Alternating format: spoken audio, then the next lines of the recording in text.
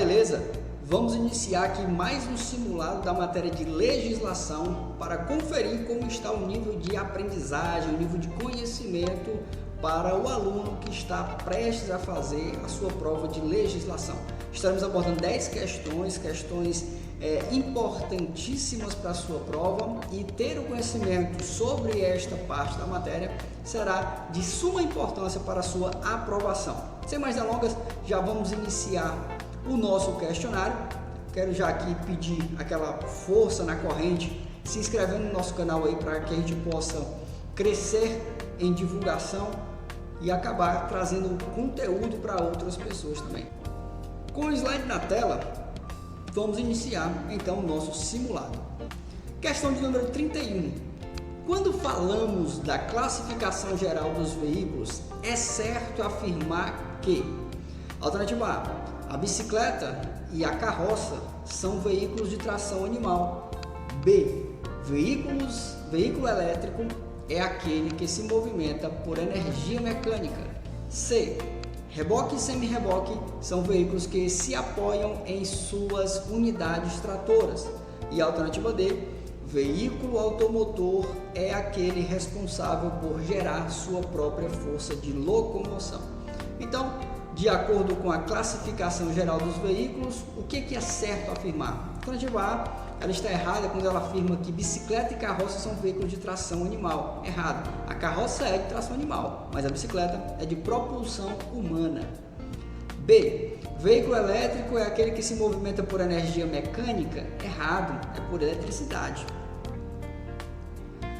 C, reboque e semi-reboque são veículos que se apoiam em suas unidades tratoras. Errado. O semi-reboque, sim, ele se apoia na sua unidade tratora, a unidade que vai puxar o semi-reboque.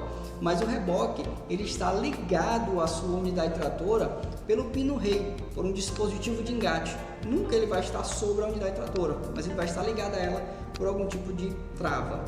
Então a alternativa C está errada, porque o reboque não está sobre, mas está ligado de alguma forma. Alternativa D, veículo automotor é aquele responsável por gerar sua própria força de locomoção. Exatamente, até por isso recebe o nome de automotor. Ele é responsável por gerar a própria força que faz com que o veículo entre em circulação. Alternativa D, alternativa correta. Questão de número 32. A categoria do veículo determinará a coloração de placa. Qual exemplo abaixo é correto quanto ao uso devido da atividade? Vamos lá. A alternativa A, nós temos que os veículos de autoescolas receberão a placa de fundo azul e letra branca. A alternativa B diz que os veículos de bombeiros receberão a placa de fundo branco e letras vermelhas. A alternativa C diz que veículos de ministros de Estado receberão a placa de fundo branco e letras pretas. E a alternativa D diz que os mototáxis e motofretistas receberão a placa para uso de fundo vermelho e letras brancas. Então, quando a gente fala sobre a categoria do veículo, a gente está falando da coloração da placa. E essa coloração tem tudo a ver para o que o veículo vai servir, qual é a atividade que ele vai desempenhar no trânsito. Qual outra atividade que estaria correta aqui? A autoescola não receberia esse tipo de placa. Aqui nós temos as placas que são cedidas a representantes de outros países, Os veículos de autoescola se utilizam de placas de aprendizagem. Alternativa B, o de corpo de bombeiro também estaria errado, porque o corpo de bombeiro recebe a placa oficial. Oficial vem de ofício, que trabalha em algum tipo de atividade pública. E neste contexto aqui, ele aponta para a aprendizagem errada. A aprendizagem são os veículos de autoescola. Alternativa C, veículos de ministros de Estado receberão a placa oficial? Errado, C de missão diplomática, fundo azul e letras brancas. E a alternativa D está correta. Taxistas e mototaxistas utilizarão a placa de aluguel, fundo vermelho e letra branca.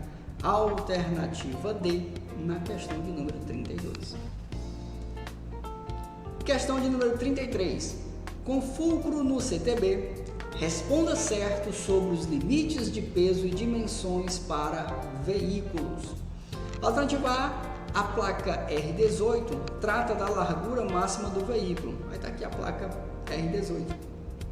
Alternativa B, Em hipótese alguma, os veículos poderão exceder os limites de largura, comprimento e altura. Alternativa C, a placa R15 indica o limite de altura dos veículos. Aqui a placa R15. E a alternativa D, a placa R14 indica o limite de peso por eixo dos veículos. Está aqui a placa R14. Só existe uma alternativa correta e, segundo a análise que fizemos neste exato momento, a alternativa A estaria errada, né? Porque a placa R18 ela trata do comprimento total do veículo. Veja que a seta aponta, né, para os extremos do veículo, a parte inicial, a parte final, falando do comprimento e não da largura do veículo. Alternativa B, em hipótese alguma, os veículos poderão exceder os limites de largura, comprimento e altura. Errado, né? Existem alguns veículos especiais, por exemplo, que exercem algum tipo de atividade específica que acabam gerando a necessidade de exceder esses limites que são trazidos. Vale lembrar que quando você estiver transitando por um veículo que exceder largura, comprimento ou altura, você precisa da autorização especial de trânsito, muito conhecida aí no trânsito como AET, né? Autorização Especial de Trânsito. Então, está errado, como ele disse, que em hipótese alguma os veículos poderão exceder. Poderão sim, existe previsão legal para isso. Alternativa C, a placa R15 indica o limite de altura dos veículos. Se a gente parar para observar aqui, ele parte desde a base dos pés, digamos assim, até a cabeça, a parte superior. Sim, isso de fato mostra a altura limite que o veículo pode ter. Então a alternativa correta seria a alternativa C, quando fala da aplicação correta da placa R15. A placa R14 estaria errada, né? Por quê? Ela não fala especificamente do peso por eixo. Essa placa, ela fala do PBT, peso bruto total do veículo, e não apenas um dos eixos do veículo, como está indicando na alternativa D. Existe sim a placa que atua especificamente nos eixos do veículo, que seria a placa R17 e não a placa R14, porque R14 ela fala do peso total do veículo. Questão de número 34. Que tipo de via é caracterizada por acessos especiais com trânsito livre, sem interseções em nível, sem acessibilidade direta aos lotes lindeiros e sem travessia de pedestre em nível? Olha que coisa interessante, né? As características da via. A alternativa A diz que é a rodovia. A alternativa B diz que são as vias de trânsito rápido. A alternativa C diz que são as vias coletoras. E a alternativa D diz que são as vias locais. Segundo o anexo 1 do CTB, nós vamos observar que as vias que trazem, né, essa característica, ou a via que traz essa característica, é a via de trânsito rápido, né? As rodovias são vias rurais não pavimentadas, essa é a única característica que nós temos lá. As vias coletoras são aquelas que ficam entre vias, geralmente entre a via de trânsito rápido com as vias arteriais, elas coletam o trânsito de uma das outras. E as vias locais são aquelas vias com pouco acesso, né? Acessos específicos, acessos locais, como a característica dela está sendo ilustrada no anexo 1 do CTB. Então são as vias de trânsito rápido. Aqui eu destaco aqui algumas características, caso você não tenha entendido o que é isso na prática, como por exemplo, acessos especiais. Quando a gente fala de acessos especiais, são acessos que vão aparecer raramente, mas acontece de algum cruzamento nela. Neste caso que eu posso citar a passarela dos pedestres, que seria um tipo de acesso especial, para que o pedestre possa passar sobre a via sem encostar no asfalto. Sem interseção em nível, ou seja, não tem esquinas nesse tipo de via, né? São vias de linha reta. Não tem acessibilidade direta aos lotes lindeiros. Lote vem de loteamento, lindeiro vem de lindes, próximo, né? Então, ou seja, não tem residência próxima a elas, as vias rebaixadas, né?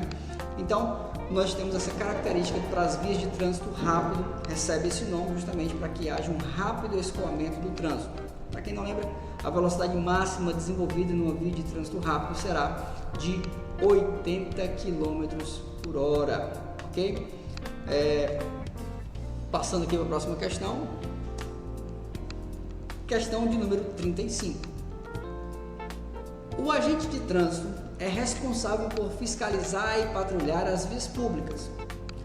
Quais os meios empregados pelo agente são aceitos para a lavratura de um auto de infração? Vamos conhecer essa parte prática aqui da autuação vinda ali do agente de trânsito. Alternativa A, somente por abordagem. B, por informações de terceiros. C, no exercício do ofício. E D, mesmo de folga, quando houver flagrante. Quem vai ilustrar melhor sobre essa conduta do agente de trânsito é mais especificamente o MBFT, né? O MBFT é o Manual Brasileiro de Fiscalização de Trânsito. Lá nós observamos que existe um padrão na forma de autuação do agente de trânsito. A alternativa A está errada, tanto pelo somente, né, a palavrinha aqui que restringe muito, somente por abordagem, não, porque nós sabemos que existem infrações que o agente de trânsito não necessariamente precisa parar o teu veículo para te autuar. Ele pode apenas flagrar a conduta e pegar as informações importantes para a lavratura do AIT, como por exemplo o número da placa, local, data e hora do cometimento da infração, além das suas credenciais ali para a lavratura do auto de infração de trânsito, beleza? Então, não precisa parar. Um bom exemplo que eu poderia dar na alternativa A para mostrar que ela está errada são aquelas infrações por radar. Você vê o agente de trânsito com aquela pistolazinha de velocidade apontando para os veículos. Na grande maioria das vezes o condutor não é parado para falar da autuação. Apenas pega ali a velocidade que ele está desenvolvendo, que é a tipificação da infração, e também o número da placa. Então, somente por abordagem? Não, porque existem infrações que não precisam ser gerada abordagem sobre o condutor. Alternativa B, por informações de terceiros, é erradíssimo, né?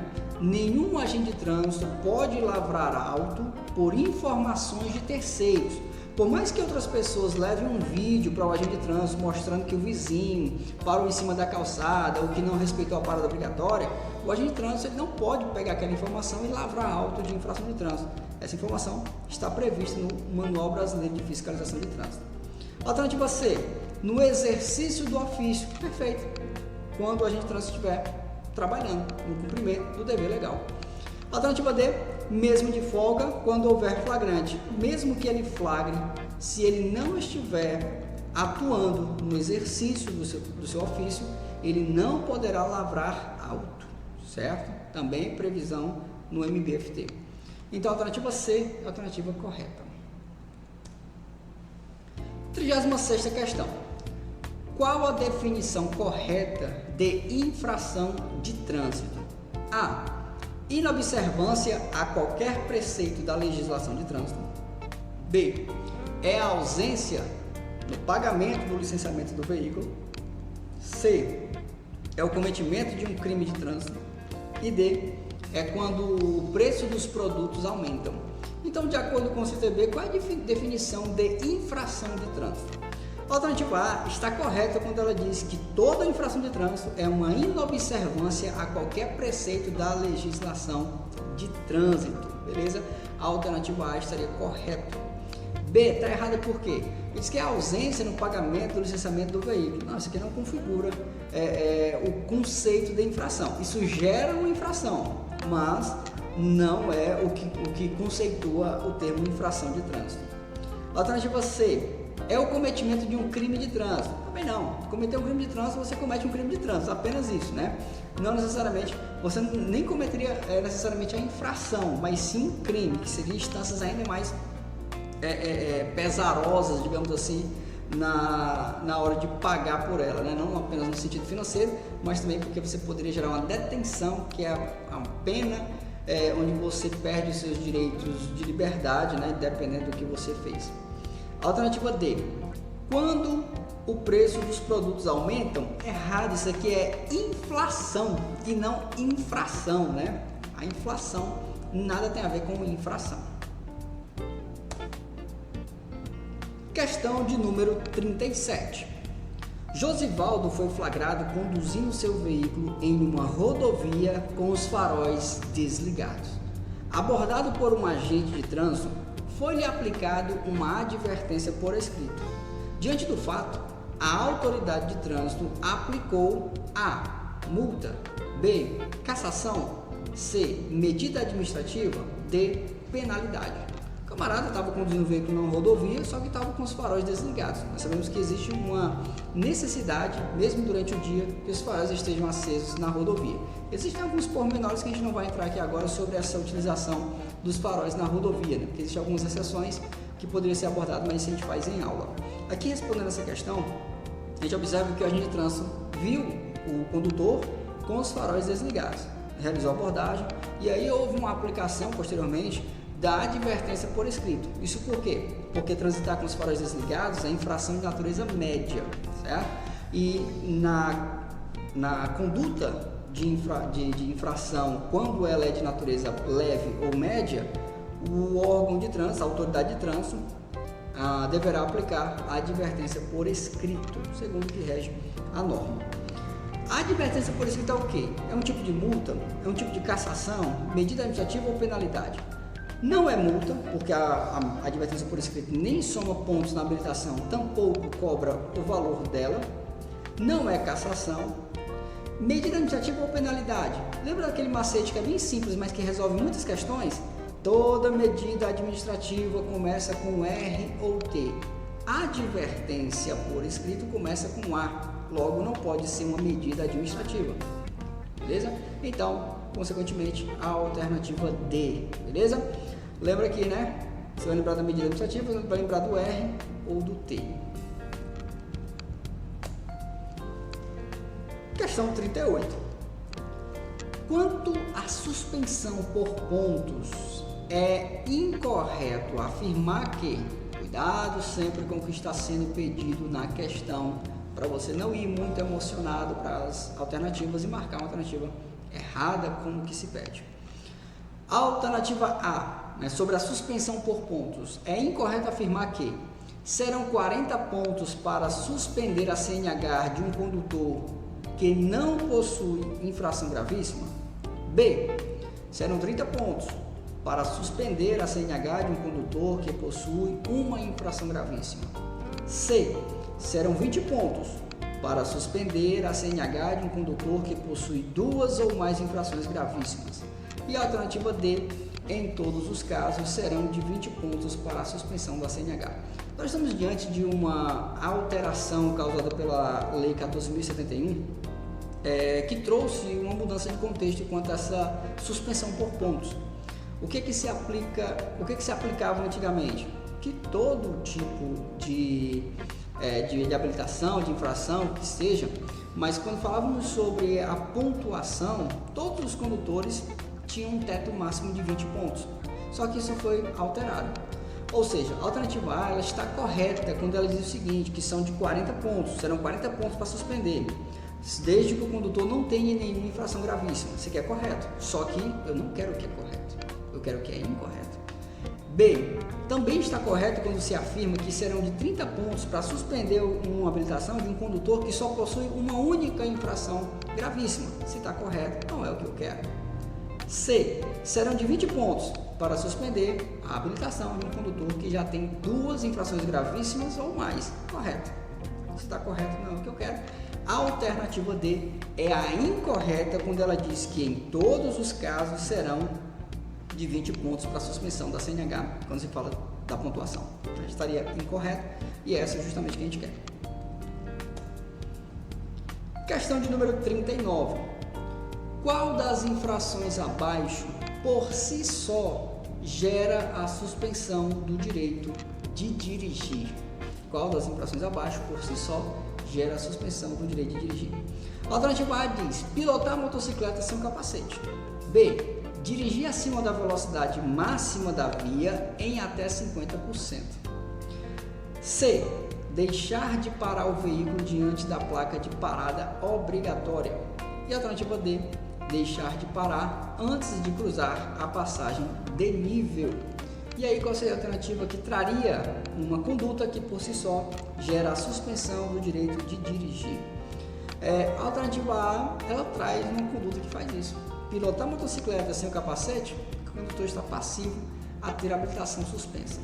Alternativa B, dirigir acima da velocidade máxima em até não gera a suspensão. para gerar suspensão nessa situação, deveria ser acima de 50% da velocidade máxima permitida no local. E o que seria dirigir em uma velocidade acima de 50% da velocidade máxima permitida no local? É você passar, por exemplo, no fotossensor de 60 km por hora e você passar ali a 91 km. Pronto, você entraria na faixa de acima de 50% da velocidade máxima permitida. Aí sim, nesse contexto, geraria a infração, além de ser gravíssima, a suspensão da habilitação. Mas aqui, como é em até, nem gravíssima é.